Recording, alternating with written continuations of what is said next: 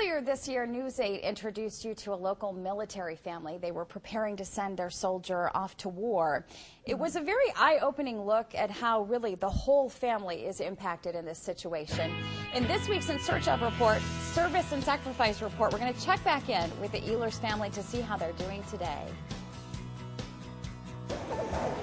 It was late February when we last saw the Ehlers family of La Crosse on perhaps the hardest day of their lives. Love you. Love you. Husband, father, and service member Doug Ehlers I love you, Dad. was boarding a plane bound for Kuwait to begin his 13-month deployment. It was really grueling. It was just to see, you know, not only is he going away and I'm sad, but then the kids are so sad. Oftentimes in the media, we see the bookends of a military deployment, the sad departure and the happy return. It's not often you get a look at the days in between that are the real challenge. The first month after he left was really hard. That was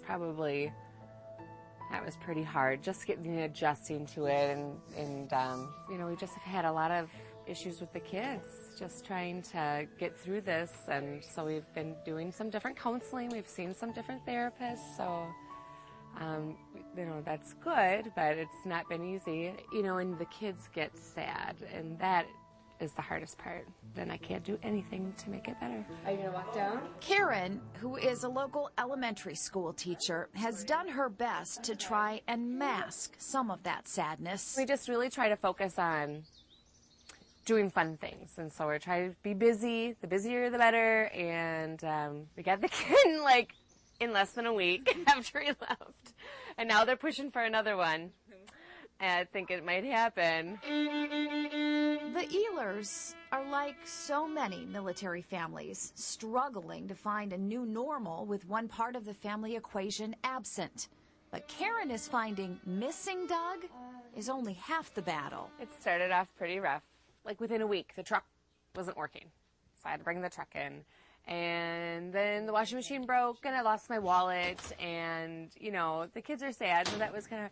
And, you know, then my dad ended up having to have open heart surgery. Then his mom needed to have open heart surgery. So we've had, I mean, really, like, that doesn't ever happen. But no, we had two. How many squares, how many triangles?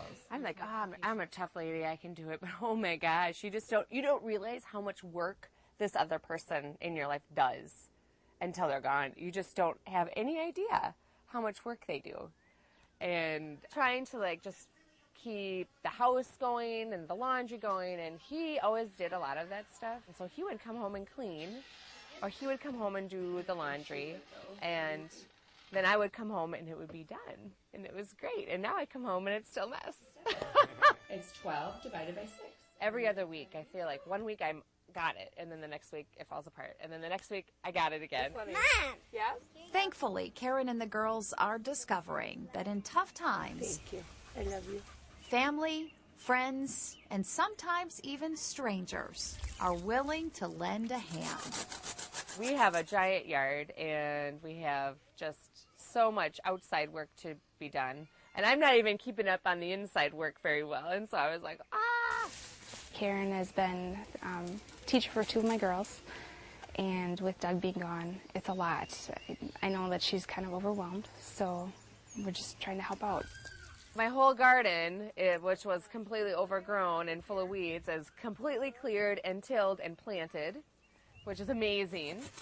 And all my trees are being trimmed. Washing my windows and putting screens on my windows so I can open my windows, that's being done.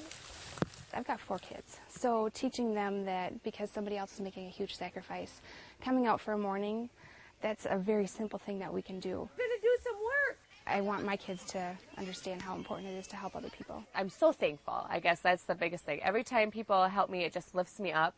I'm just always surrounded by all these people, and that's what's made it so much easier.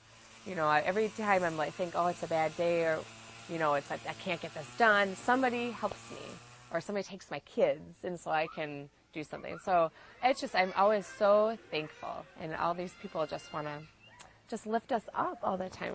I'm so lucky.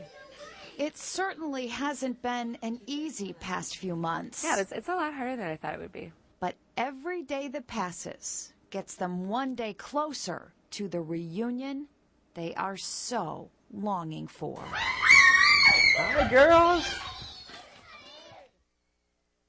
Well, I'm telling you, you need to tune in next week because you're going to see the return of Doug. It's bittersweet because he gets to come home for his leave, which is 2 weeks long, but he has to leave again, and so that's very hard. But you can catch that next Thursday right here on News 8 This Morning, or next Thursday on News 8 at 6. You can catch it right here on Friday morning on News 8 This Morning. So make sure to tune in.